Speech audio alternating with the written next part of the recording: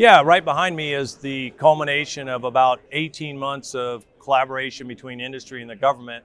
We designed, developed, tested the Stryker you see behind us that kills drones, groups 1, 2, and 3, with both kinetic and non-kinetic defeat capabilities. So DRS is willing to invest resources to move quickly through rapid prototyping, accelerated acquisition. So in 2022, we worked with 7 other industry partners to help the Army solve a problem.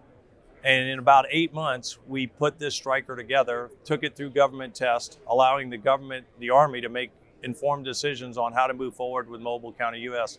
So the Stryker you see behind me is now the Army's mobile counter-UAS capability. I mean, folks that are familiar with our M-SHORAD program that we work with GDLS, General Dynamics Land Systems, this is a complementary capability to that will fit in M-SHORAD battalions. The Stryker is very common. A lot of the mission equipment package is very common. That saves the Army lots of money on sustainment, and it saves soldiers a lot of time on training. It's all about protecting soldiers. We need to understand requirements. We work with the customer to understand what he's trying to achieve.